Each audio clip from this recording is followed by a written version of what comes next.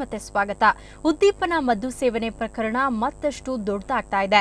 ಪ್ರಕರಣದಲ್ಲಿ ಭಾರತದ ಮತ್ತಿಬ್ಬರು ಅಥ್ಲೆಟ್ಗಳು ಸಿಕ್ಕಿಬಿದ್ದಿದ್ದಾರೆ. ಅದರಲ್ಲಿ ಕರ್ನಾಟಕದ ಅಶ್ವಿನಿ ಅಕ್ಕುಂಜಿ ಹಾಗೂ ಮತ್ತೊಬ್ಬ ಅಥ್ಲೆಟ್ ಪ್ರಿಯಾಂಕಾ ಪನ್ವಾರ್ ಸೇರಿರುವುದು ಮತ್ತಷ್ಟು ಆಘಾತಕ್ಕೆ ಕಾರಣವಾಗಿದೆ.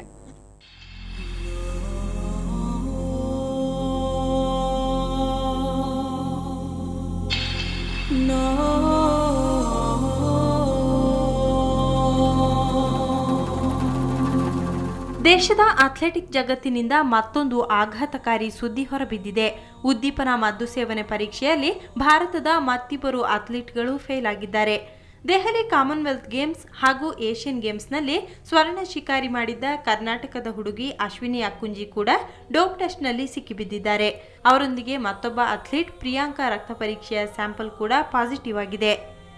ರಾಷ್ಟ್ರೀಯ ಉದ್ದೀಪನ ಮದ್ದು ವಿರೋಧಿ ಏಜೆನ್ಸಿಯು ಪಟಿಯಾಲಾದ ಎನ್ಐಎಸ್ನಲ್ಲಿ ಜೂನ್ 27ರಂದು ಇಬ್ಬರು ಅಥ್ಲೀಟ್ಗಳ ರಕ್ತದ ಮಾದರಿಯನ್ನ ಪರೀಕ್ಷೆಗೆ ಒಳಪಡಿಸಿತ್ತು.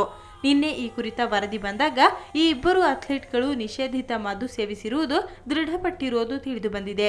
ಈ ಹಿನ್ನೆಲೆಯಲ್ಲಿ ಈ ಇಬ್ಬರನ್ನ ಭಾರತೀಯ ಅಥ್ಲೆಟಿಕ್ಸ್ ಒಕ್ಕೂಟ ತಾತ್ಕಾಲಿಕವಾಗಿ ಅಮಾನತುಗೊಳಿಸಿದೆ.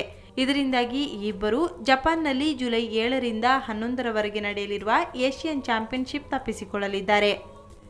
ಅಶ್ವಿನಿ ಅಕ್ಕುಂಜಿ ದೆಹಲಿ ಕಾಮನ್ವೆಲ್ತ್ ಗೇಮ್ಸ್ ಹಾಗೂ ಏಷ್ಯನ್ ಗೇಮ್ಸ್ನಲ್ಲಿ 400 ಮೀಟರ್ ಹರ್ಡಲ್ಸ್ನಲ್ಲಿ ಸ್ವರ್ಣ ಪದಕ ಗೆದ್ದುಕೊಂಡಿದ್ರು. ಜೊತೆಗೆ ಮಹಿಳೆಯರ 400 ಮೀಟರ್ ರಿಲೆಯಲ್ಲೂ ಸ್ವರ್ಣ ಪದಕ ದೊರಕಿತ್ತು. ಪ್ರಿಯಾಂಕಾ ಪವಾರ್ ರಿಲೆ ತಂಡದಲ್ಲಿ ಮೀಸಲು ರನ್ನರ್ ಆಗಿದ್ರು.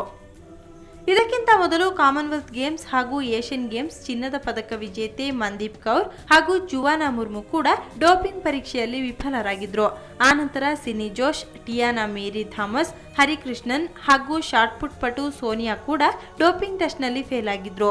ಇದರೊಂದಿಗೆ ಇದುವರೆಗೆ ಭಾರತದ 8 ಅಥ್ಲೀಟ್ಗಳು ಉದ್ದೀಪನ ಮದ್ದು ಪರೀಕ್ಷೆಯಲ್ಲಿ ಸಿಕ್ಕಿಬಿದ್ದಂತಾಗಿದೆ. Sports bureau